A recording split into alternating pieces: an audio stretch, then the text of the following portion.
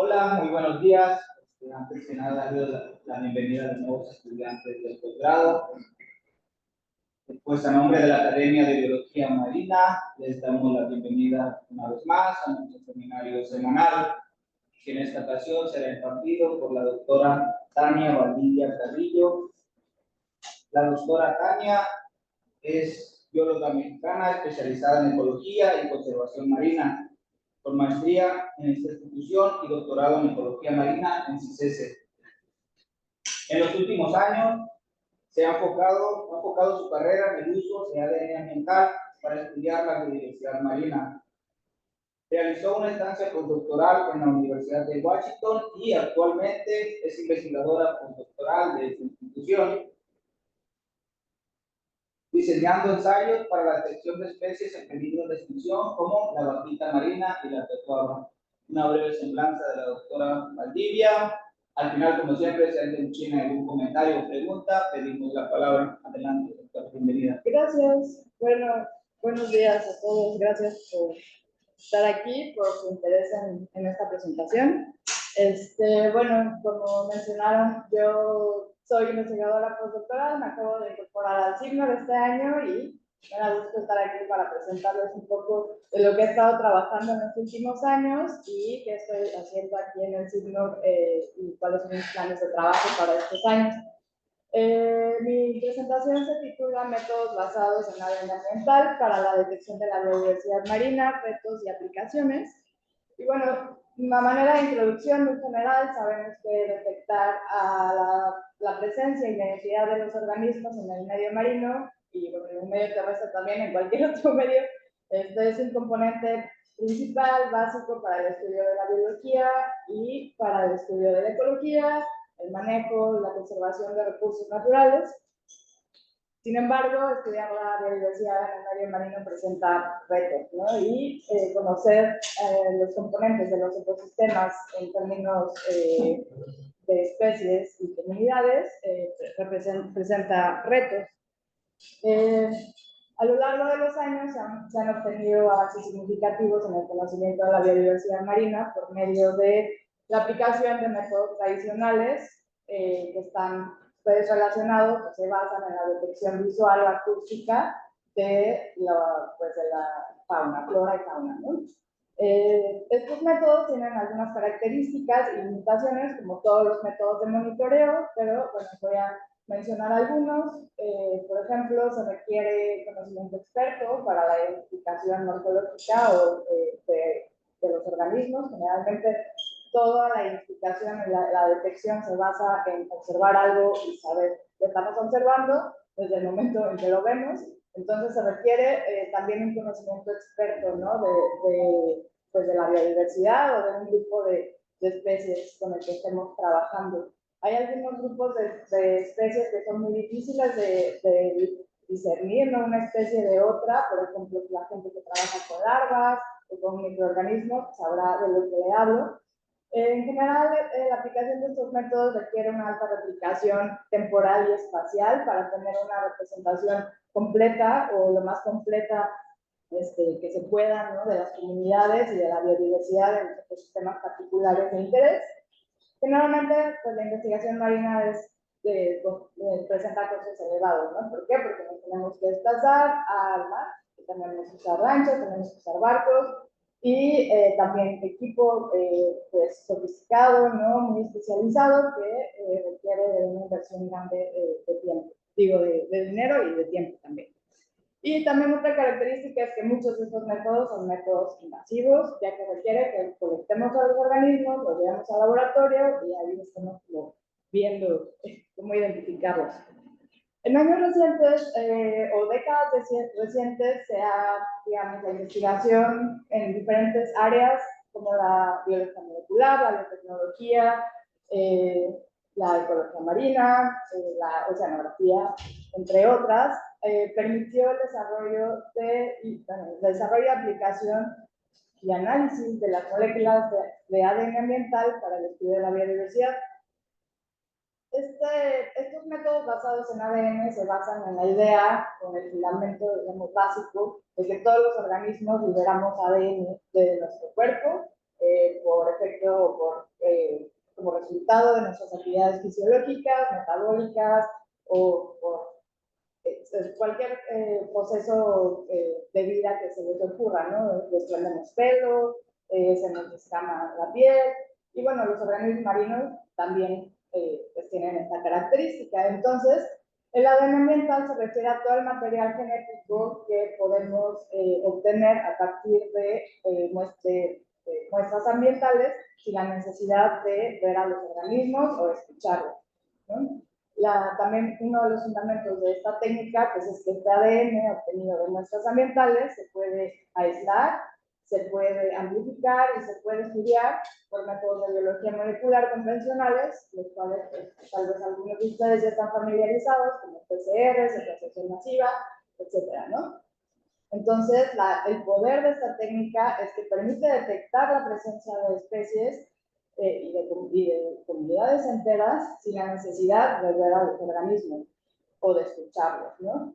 Entonces es un método no invasivo y es un método muy poderoso y altamente sensible. Se ha aplicado en una gran diversidad de ecosistemas, tanto marinos como terrestres, y su poder reside en la capacidad de detectar pues tanto especies conspicuas de diferentes ecosistemas marinos como especies elusivas, raras, en peligro, invasoras, amenazadas, entre otras, ¿no?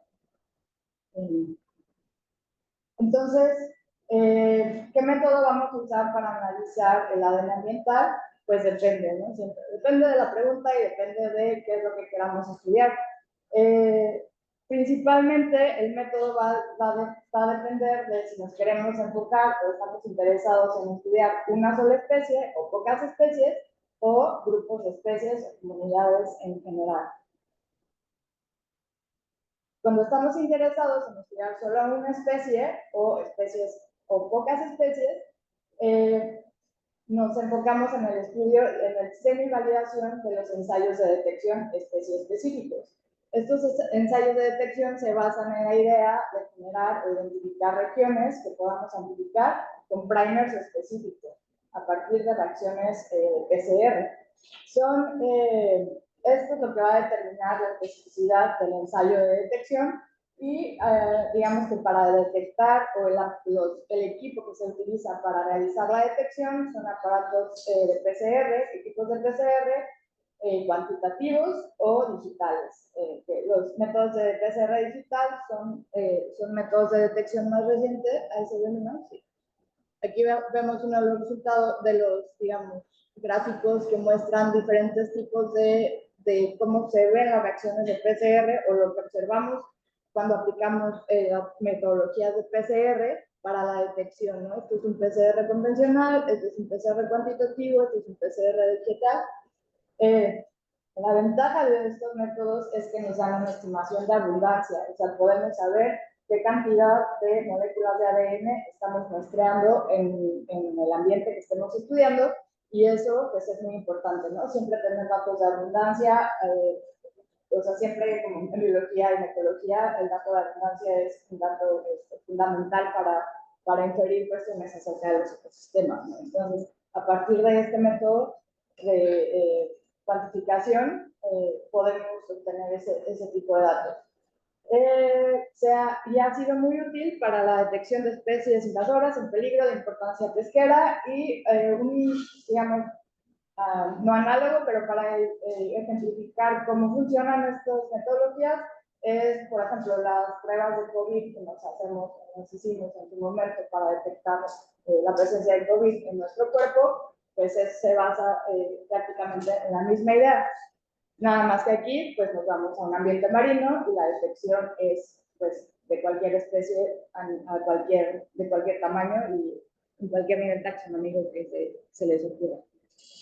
Por otro lado, si estamos interesados en estudiar comunidades enteras de organismos asociados a ecosistemas particulares, nuestro método de elección es el metabarcoding. El metabarcoding se basa en la idea de utilizar primers universales para buscar o que peguen, ¿no?, en diversos organismos, en ADN de diversos organismos, no en uno en particular, sino en grupos relacionados, que pueden estar a nivel taxonómico que a ustedes se les ocurran, puede decir, pueden estar interesados en estudiar solamente comunidades de peces, o pueden estar interesados en eucariantes, o cefalópodos, o mamíferos marinos. Entonces, la selección de los primers, como pueden ver en ambos métodos, en ambas vías, es fundamental.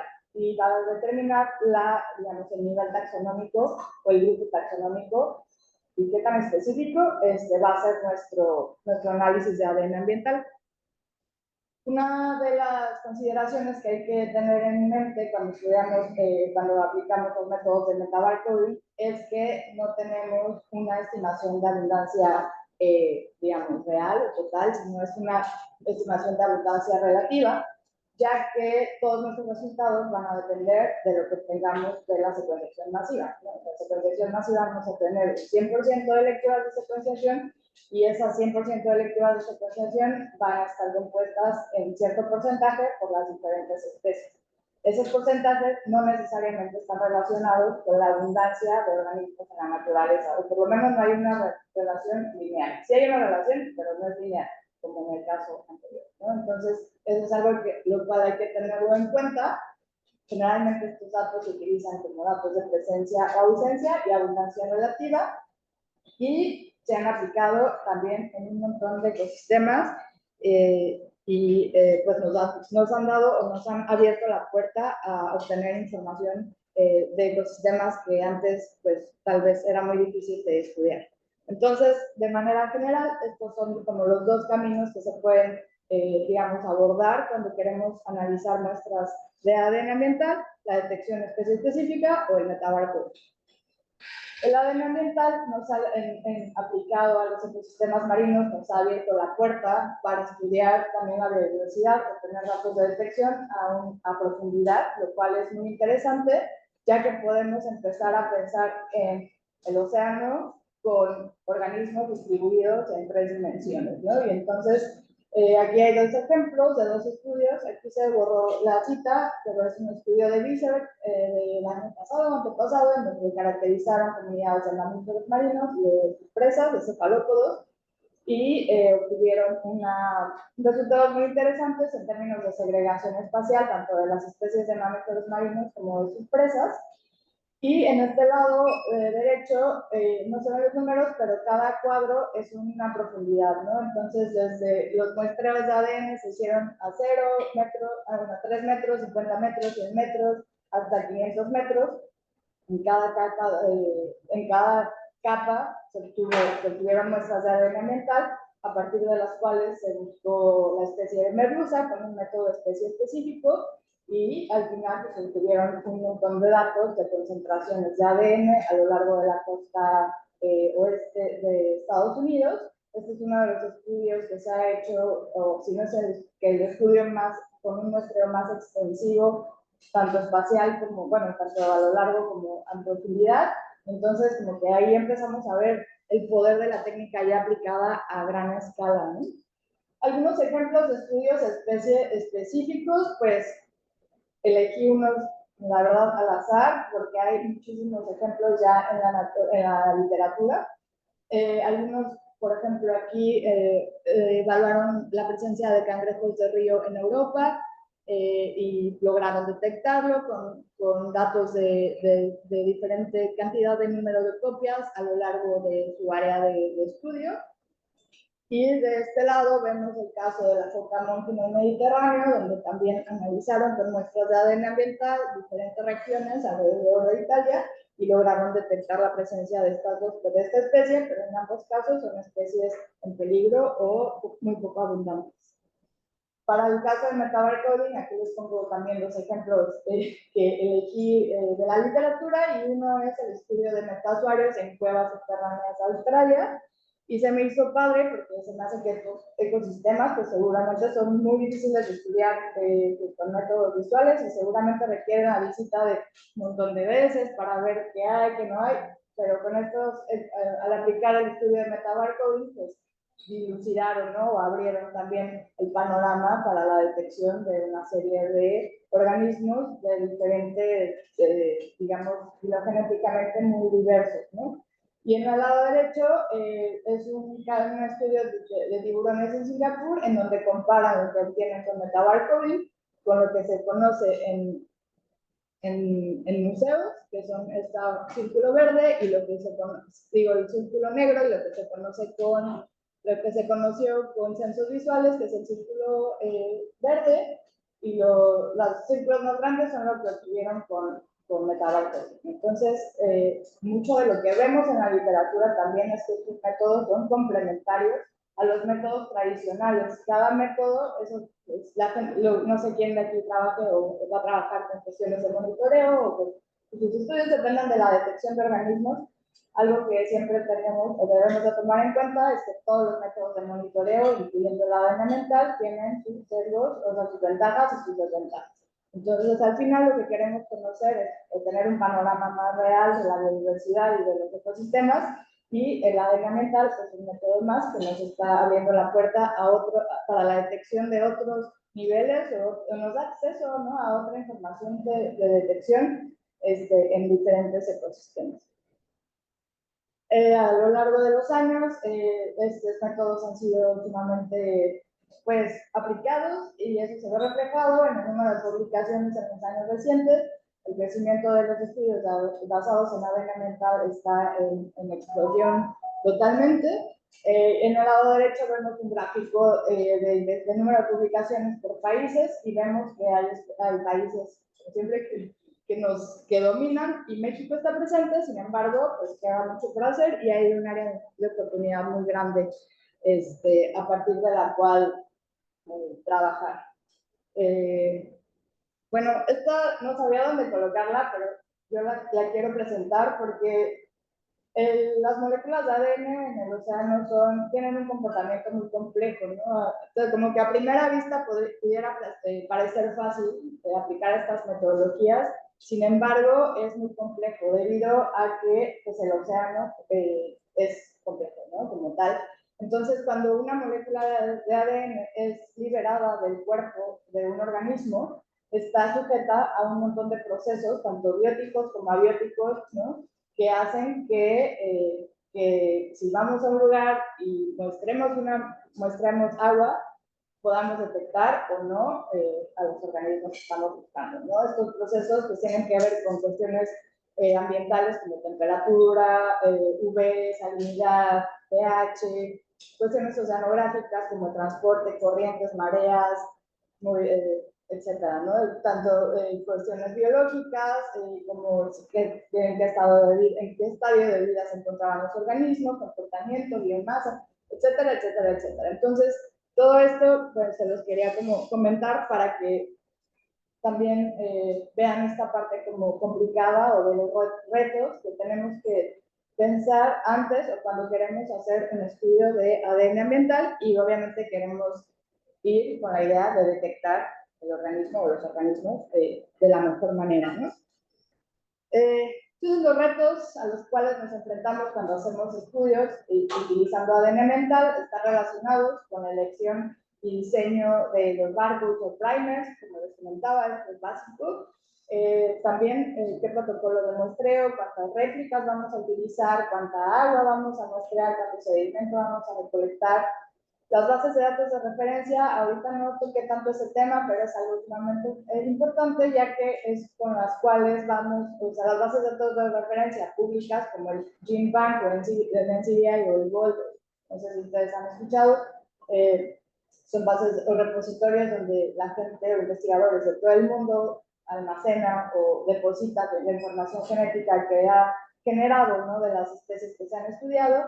Y para México, estas bases de datos de referencia, estas referencias pues son escasas, ¿no? Entonces, para México y para el mundo, pero hay zonas donde hay todavía mucho trabajo por hacer. La estandarización de metodologías, los estudios comparativos son muy importantes y transversales, digamos, a lo largo del tiempo. Cerrar brechas entre disciplinas, lo cual pues está relacionado un poco con todo la complejidad, ¿no?, de la detección del ADN ambiental en el océano. Necesitamos oceanógrafos físicos, necesitamos ecólogos, necesitamos genetistas, necesitamos entenderlo desde una perspectiva totalmente integrativa, ¿no? Para poder pues, hacer estos estudios de la mejor manera. Los índices ecológicos tampoco lo estoy comentando, pero bueno, eso es algo que quien quiera discutirlo después se puede discutir. La idea es que, pues, normalmente en ecología, todos los índices ecológicos que utilizamos están basados en la morfología y en el conteo. En este caso estamos trabajando con secuencias. Sin embargo, tenemos información sobre biodiversidad, pues cómo empatamos esos dos del análisis ecológico tradicional con lo que estamos entendiendo ahora con estas metodologías. Y, pues, como siempre, en ciencia, la comunicación de resultados. Hay una gran cantidad de oportunidades y temas en los que estos métodos pueden ser aplicados, relacionados con la acuicultura, impacto ambiental, ecotoxicología, pero muy interesante, temas relacionados con cambio climático, sobre todo por los cambios en las distribuciones de las especies, temporadas reproductivas, la distribución y abundancia de los organismos, por ejemplo, especies de importancia pesquera, y en general aplicarlo a los estudios de biodiversidad, ¿no? De riqueza, diversidad, abundancia y estructura de comunidades, entre otras posibilidades. Entonces, bueno, ahora les quiero platicar un poco acerca de los trabajos en los que he participado en los últimos años aplicando estas metodologías y pues todo empezó en 2016 cuando estaba haciendo mi doctorado y en este tiempo empezamos a preguntarnos si sería posible, o sea, si era verdad, ¿no? Que a partir de una muestra de agua pudiéramos caracterizar comunidades de peces arrecifales aquí en el Golfo de California. Entonces, para contestar esta pregunta, nos planteamos el objetivo de comparar el número e identidad de especies y los patrones, digamos, de diversidad y de composición de comunidades de peces arrecifales utilizando dos métodos de detección. Un método tradicional visual y el ADN ambiental.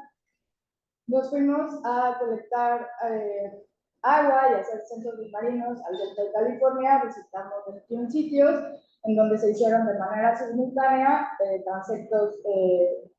transectos con, bueno, censos visuales utilizando transectos y buzos expertos en identificación de peces, y al mismo tiempo se realizaron las muestras, o sea, se tomaron las muestras de agua de mar y en el barco se filtraron y los filtros se llevaron al laboratorio para ser analizados. El trabajo del laboratorio, pues de manera muy general, constó en la extracción de ADN de los filtros, generar la librería de amplicones, que es utilizando los primers, que aquí muestro que yo utilicé el primer, los marcadores 12S del ADN mitocondrial, para, digamos, específicos, o bueno, sí, dirigidos para la amplificación de peces. Y después se llevó a cabo la secuenciación masiva. Se hicieron, con los resultados, se realizaron análisis ecológico de comunidades, los análisis ecológicos tradicionales, listados de especies a diferentes niveles taxonómicos para comparar las diferentes detecciones entre métodos, la riqueza y los patrones geográficos de biodiversidad. Igual, muy general, lo que vimos es que, por ejemplo, para los censos visuales se utilizaron 8 buzos, se hicieron 295 transectos y se observaron alrededor de 43,000 individuos de peces, ¿no? En total, se observaron o se lograron enlistar 97 especies de peces. Por otro lado, para el metabolismo de ADN ambiental se utilizaron 2 buzos científicos. Se muestrearon en cada sitio 2 litros de agua, en realidad pues 42 litros de agua en total, y se detectaron 122 especies. Uniendo las dos informaciones, se logró enlistar un total de 194 especies con ambos métodos.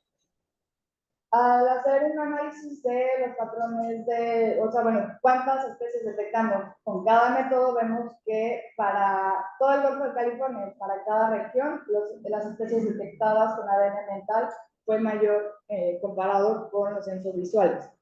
Los patrones de número de especies o de riqueza de especies a lo largo del Golfo indicó que el Golfo Central tiene más especies que el Golfo Norte, y esto está, digamos, concuerda con lo conocido para el área de estudio.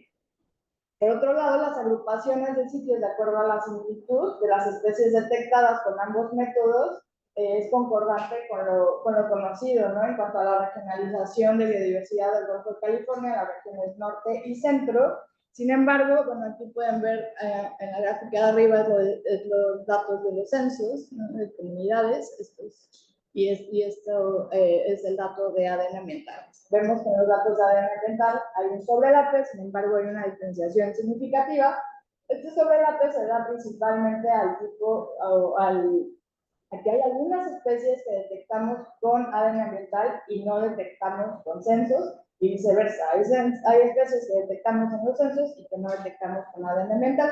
En este diagrama ven que es una manera clásica en la que la gente que hace metabarcoding les gusta presentar los resultados porque es muy bonito y es muy ilustrativo, sobre todo cuando estás comparando diferentes metodologías. Entonces podemos ver del lado izquierdo, dentro del recuadro de rayas interrumpidas, es lo que detectamos con censo, y lo que está dentro de la línea continua es lo que detectamos con ADN ambiental. Y vemos que hay especies que se comparten, estas especies que detectadas con ambos métodos son especies conspicuas, arrecifales, que conocemos y que si vamos al arrecife las vamos a ver casi siempre. Por otro lado, lo que detectamos solamente con censos son especies también conspicuas arrecifales, y lo que detectamos con ADN ambiental son especies un poco más pelágicas, como los cudos o los atunes o los lenguados, que normalmente si vamos a bucear no las vemos, ¿no?, tan fácilmente. Entonces, nosotros explicamos estas diferencias en la detección porque, uno, el ADN ambiental tiene una escala de detección espacial mucho más amplia, ¿no? Quiere decir que si tomamos una muestra aquí, puede que estemos mostrando ADN que venga de sitios un poco más lejanos, ¿no? En contraste de, si estamos en la RCP, pues solamente vamos a ver lo que está ahí. Y por otro lado, lo que estamos detectando con censos visuales y no con ADN ambiental, lo estamos atribuyendo a que muy probablemente estas especies no tengan referencia en las bases de datos de referencia. Esto, digamos que podemos inferir esto, ya que hubo una buena proporción de secuencias derivadas obtenidas de la secuenciación que no pudieron ser asignadas taxonómicamente, ¿no? Se quedaron como en peces o sea, un nivel taxonómico alto, no de especie. Y bueno, las conclusiones de este trabajo fueron que el ADN ambiental es efectivo para estudiar peces arrecifales en Golfo de California. Se detectaron más especies con agua que con los censos visuales, con un menor, digamos, esfuerzo de muestreo y menor cantidad de personal para realizar estos monitoreos. Los patrones de riqueza y diversidad son congruentes con lo conocido en el área de estudio. Existe una necesidad urgente de reforzar las bases de datos de referencia, no solo para peces, sino para toda la biodiversidad pues, marina, terrestre, lo que se les ocurra. Los métodos son complementarios, ¿no?, en la detección de las especies. Y bueno, ya un poquito más adelante, siguiendo con el interés de los estudios basados en ADN ambiental, me fui a hacer una estancia postdoctoral en la Universidad de Washington, en donde estuve participando en un proyecto enfocado en la detección de mamíferos marinos, utilizando estos métodos basados en ADN ambiental. Este proyecto era un proyecto muy grande. Yo solo estuve participando en una pequeña parte de este proyecto, pero el enfoque que ellos tenían era estudiar qué pasa con el ADN ambiental a diferentes escalas, a escala muy chica, muy fina, y a escala muy grande. Yo estuve trabajando en el enfoque que es escala grande. La idea era utilizar el muestreo que les mostré en las primeras diapositivas de Merluza, esas muestras, utilizarlas de manera oportunista para meter marcadores dirigidos a detectar mamíferos marinos y poder potencialmente caracterizar la distribución en tercera dimensión, igual que con la merluza, de los mamíferos marinos en la costa oeste de Estados Unidos. La idea también es meter marcadores de presas, que son cefalópodos principalmente y peces, y bueno, se utilizó para este primer como acercamiento las mismas muestras del muestreo de merluza que les presenté inicialmente. Para iniciar lo que hicimos, lo que yo estuve trabajando fue con un conjunto de todas esas muestras solamente para la costa de Washington. Analicé 43 sitios y 2 profundidades de la costa de Washington hasta el norte del río Columbia. Ahí un poco les muestro las fotos de cómo se realizó el muestreo. Yo no participé en ese muestreo, pero son los barcos de investigación de la NOAA que toman las muestras de agua con botellas Niskin, con CPD, cuando en la noche, cuando están midiendo los parámetros oceanográficos. El laboratorio consistió, como les decía, en utilizar 3 primers dirigidos a detectar mamíferos marinos, peces y cefalópodos. Se realizaron los PCRs, las librerías, la secuenciación masiva, un poco igual a lo que hice la vez pasada. Y pasé una buena cantidad de tiempo ahora en esta parte enfocada a la parte del análisis bioinformático, el cual también, si les gusta, el análisis bioinformático es un componente muy importante para el estudio en el estudio de metabarco y ambiental. Y como les platicaba, uno de los objetivos de este trabajo es realizar aproximarnos o tener una primera aproximación a utilizar datos de detección derivados de ADN ambiental para evaluar la distribución de las especies con todas las complejidades que se les pueda ocurrir. Entonces, parte de lo que hice también fue pues modelar distribuciones de especies con diferentes variables ambientales. Los resultados pues fueron prometedores, ya que logramos detectar la presencia de 9 especies de mamíferos marinos, algunos pues digamos comunes en el área, pero otros más difíciles de detectar y no tan, pues sí, más difíciles de detectar en general con los métodos visuales y con los métodos acústicos, como son los cifios o algunas marsopas, y otros comunes como la ballena jorobada o la ballena de aleta, ¿no? Este es el patrón, digamos, de detección y de detección de las especies. No se ve nada, pero bueno, ahí están, ¿no? O sea, hubo detecciones y lo interesante es que las detecciones no están al azar, ¿no? Hay patrones espaciales que empezamos a ver cuando nos enfocamos en las detecciones de ciertas especies. Por ejemplo, los delfines de costado blanco están detectados más fuera de la costa, las ballenas jorobadas están detectadas más hacia la costa y hacia las zonas de unas pequeñas lagunas que están más al sur de donde muestra el mapa, que cuando corremos los modelos de distribución, observamos que los patrones, pues, digamos, salen a la vista y lo interesante es que concuerdan con lo conocido para estas especies. Entonces, digamos que todo esto tiene tiene por dónde discutirle desde muchos ámbitos, ¿no?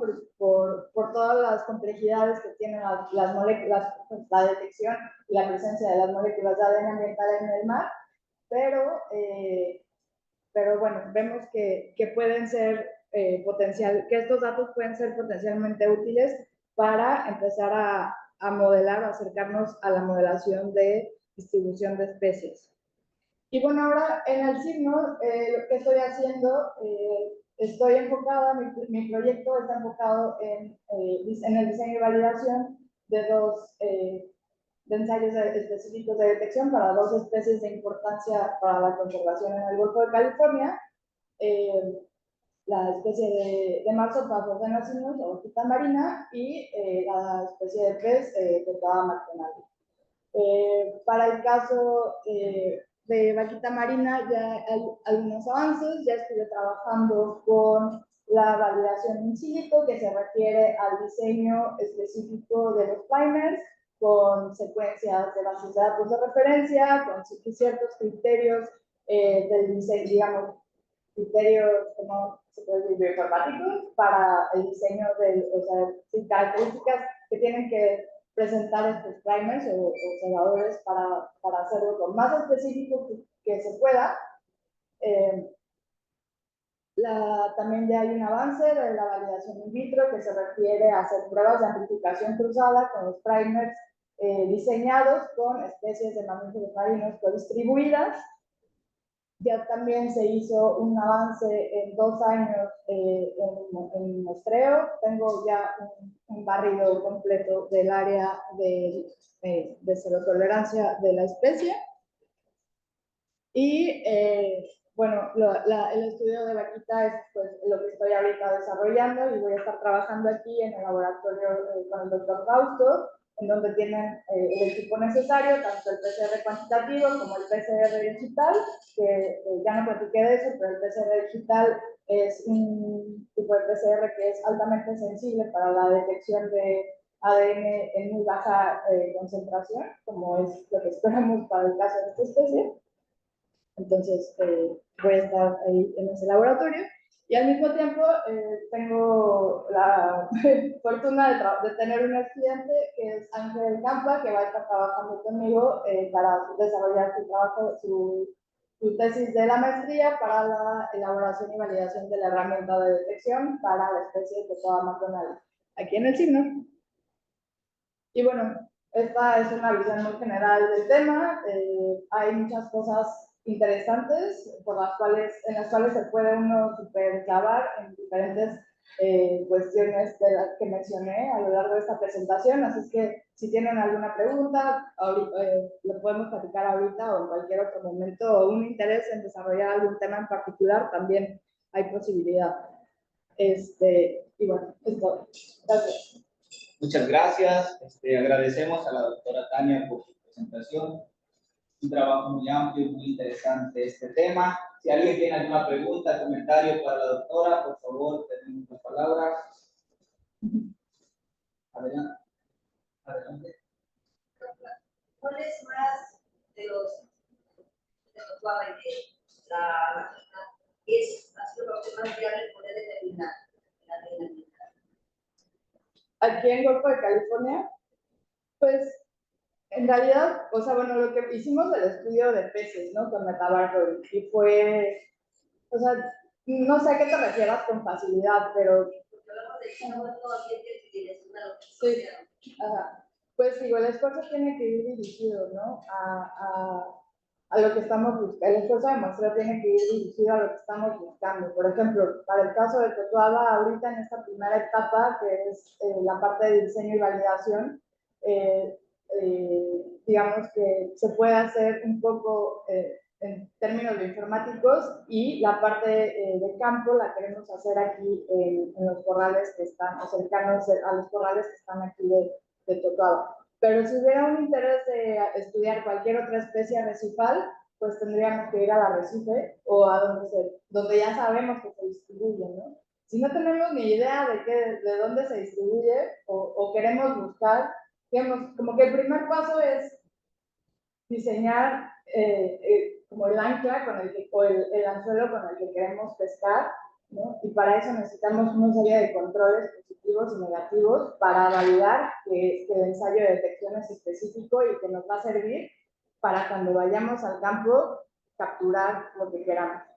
Entonces, depende, ¿no? Y el esfuerzo del muestreo pues sí tiene que ir dirigido a donde haya mayor probabilidad de detección de la especie o donde se sepa que se distribuye la especie, ¿no? O las especies.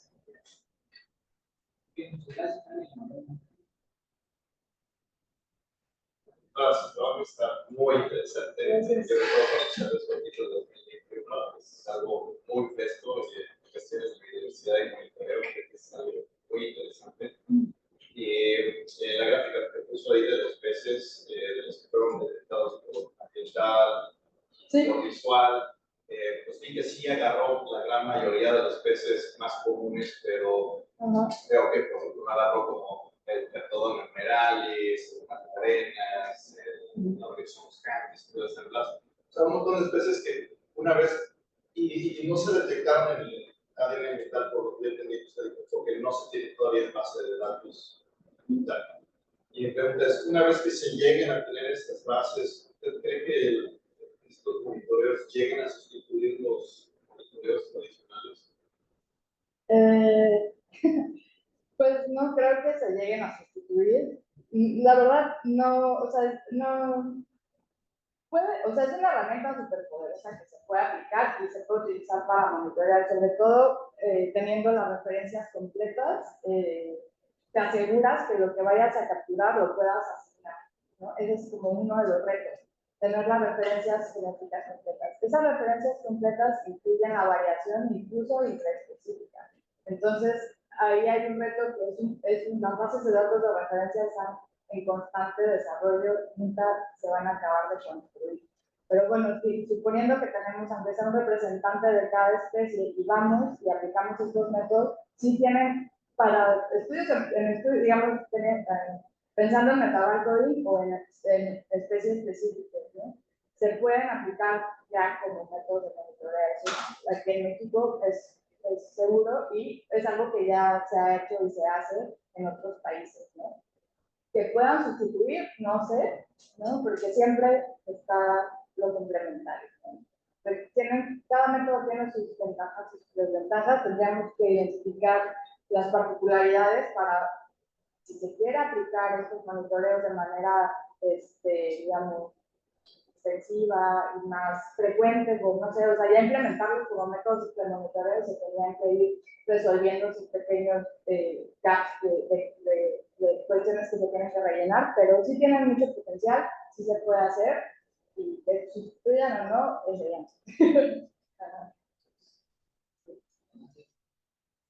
Buenos días, muchas gracias por la presentación, me parece un tema realmente fascinante.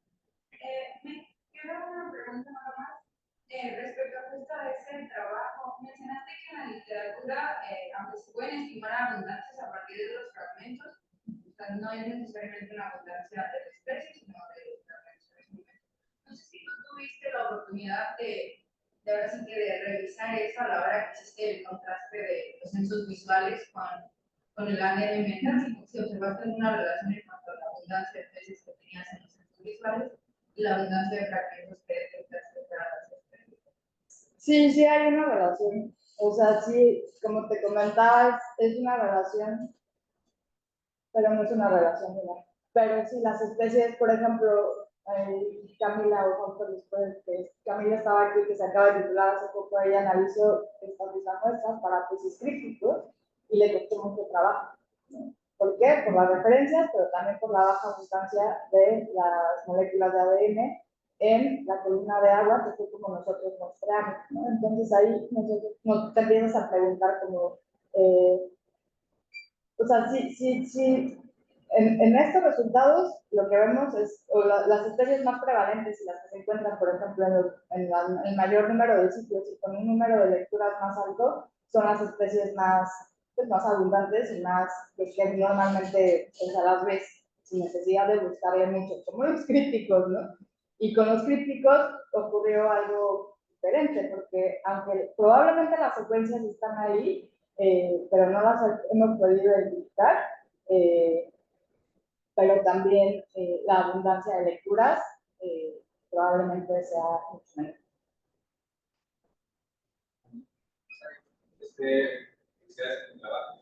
Tengo una duda. ¿No sabes si hay como métodos o, no sé, para poder discernir entre estadios? Por ejemplo, si puedes ver eso, ¿no? Los bichos, pero puede ser que sea nuevo, puede ser que sea ese. ¿Hay una manera específica para poder discernir? Pues no, al que yo conozca no. Lo que se está utilizando ahora mucho es el ARN ambiental, que es otro mundo pues sí, de complejidad, ¿no? Que lo que se ha visto es que nos da información, como dura menos también, nos da información más reciente, ¿no? Y su detección nos es indicativa de que por lo menos si los organismos están vivos o están muertos. Son ese tipo de aproximaciones también se ha utilizado. O sea, ya es todo, pues sí, es la pregunta del millón, ¿no? También. O sea, hay muchas preguntas del millón en este tema, pero una de ellas es si están vivos, si están muertos, en qué etapa de la vida están, ¿no? Entonces, pues son, para allá va la investigación, ¿no? O sea, como esa pregunta, hay gente que seguramente en algún lugar del mundo está súper clavada respondiendo. Y hasta ahora, o sea, casi todos estos temas, que es lo bonito y lo interesante, están como en el límite de conocimiento científico, ¿no? O sea, se está generando, es un área de investigación muy reciente, entonces es tan complejo y nuevo que todo lo que sepa, todo lo que vamos investigando es, pues, es nuevo, ¿no? Adelante, Javier. Gracias, Tania, muchísimas gracias por tu presentación muy interesante. Viendo la imagen que tienes precisamente en la presentación, me surgió la duda que si, y más bien lo que se pudo identificar con este método molecular, son las especies que tienen una mayor capacidad de reparación de su DNA, de su ADN ante la sensibilidad a los diferentes tipos de factores que pudieran intervenir en su degradación. Es decir, cada especie tiene una misma sensibilidad a la degradación de su ADN, o entiendo yo que cada especie puede variar en cuanto a su capacidad para reparar su ADN. Pero me llama la atención aquí que, por ejemplo, los picudos, que en teoría posiblemente no estén ahí, como el pez vela y algunos túnidos, quizás a lo mejor este tipo de especies tienen esa menor sensibilidad a la degradación ambiental a comparación de las especies del lado izquierdo. Esa pregunta me surgió y no me quería ir sin que poder compartirla para que me dijeras qué es lo que piensas tú. Sí, pues gracias por la pregunta. Y sí, efectivamente, eso que comentas es a ver, estoy buscando la diapositiva esta, ¿no? Esto es como, o sea, una parte de los procesos que determinan que las moléculas de ADN estén o no estén, o los detectemos o no detectemos, tienen que ver con los procesos o con las características de especies específicas, ¿no? Tanto en términos intrínsecos, ¿no? De cómo está compuesto su ADN, ¿no? Y lo cual va a provocar que cuando ese ADN esté libre en la naturaleza o en el agua, se degrade o no más rápido, ¿no?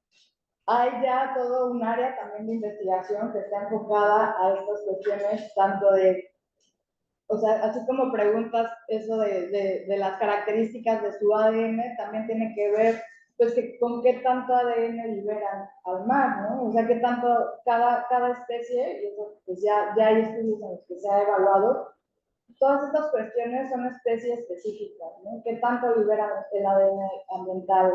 ¿Qué tanto ADN liberan al ambiente? Este ADN ya que está en el ambiente, cómo se comporta, y esto está relacionado, pues sí, con la composición, pues, específica, ¿no? De sus genomas. Y entre otras complejidades que uno se puede como meter a estudiar. Por ejemplo, si tú estás interesado, o sea, pensando en el caso de vaquita o de totoaba, ¿no? Ya en cuestiones muy particulares de especies particulares, pues te puedes empezar a meter y hacer incluso estudios experimentales, ¿no? De laboratorio para vaquita está un poco más complicado, pero para totoaba, por ejemplo, se pueden hacer estudios a nivel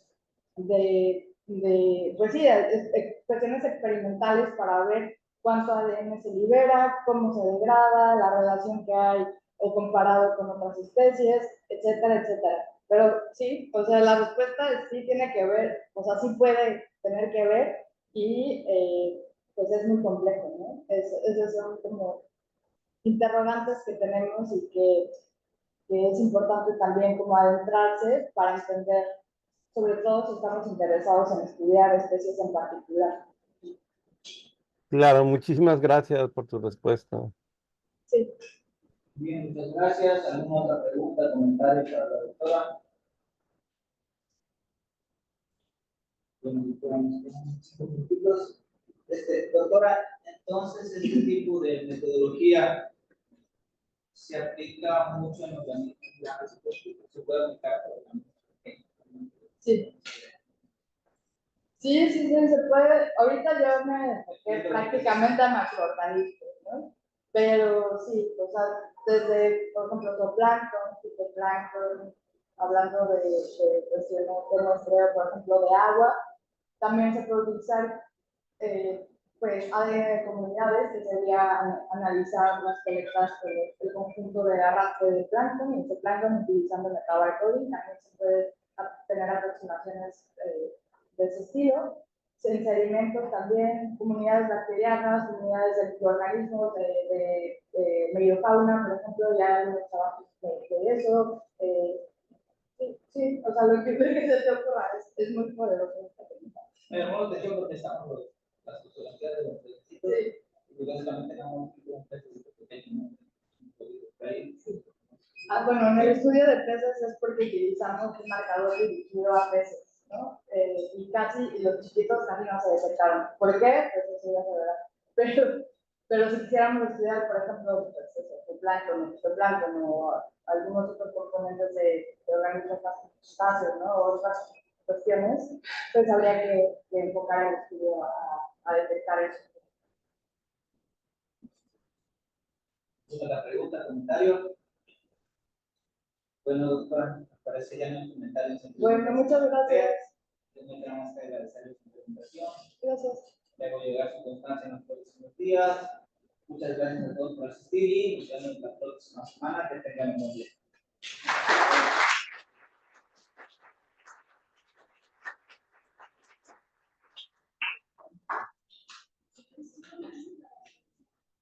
¿Alguien faltó de anotarse? Felicidades, Tania.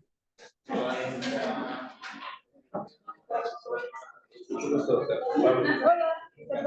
Ay, gracias. Creo que ya te conocía. Hace muchos años. Sí, pues de La Paz. Sí, sí, tú estabas. No sé si con Adriana. Sí, a lo mejor sí, yo también sí. Sí. ¿Tú también vienes aquí? Acabo de entrar al Ah, pero me acuerdo mucho cuando salió su. ¡Ay! Sí, creo que sí. el Santo Grial acaba de pasar. Sí, la verdad, pues sí, hay Alabín, bomba, Tania. ¿Crees que estos trabajos se especifican más para una sola especie? Como tú dices, no sé cómo voy a agarrar los piqueros o pues es que depende de lo que te interese. algo más enfocado, Tomar el agua. Sí, todo depende. Se puede utilizarlo para hacer líneas básicas, ¿no? De conocimiento de la diversidad, que pues, o sea, hablando del caso mexicano, pues no tenemos nada, ¿no? Entonces se pueden empezar a hacer aproximaciones desde algo muy general y ya para preguntas particulares, sobre todo enfocadas a recursos marinos, ¿no? Aquí se me hace que ahí hay un potencial muy grande para monitoreo de pesqueras, ¿no? Ecosistemas, por ejemplo, sistemas de manglar, ¿no? Sistemas de bosques de gel, que hay otros que trabajan con eso, líneas base, conocimiento de biodiversidad en general, pero todo tiene que ir como a la par o desarrollado a la par con toda esta parte un poco más de prueba que es el desarrollo de la capacidad de referencia y todo eso, porque si no, el potencial de la técnica no se explota por completo. Entonces, pues sí hay como mucho potencial de hacer un montón de cosas, por ejemplo aquí con Fausto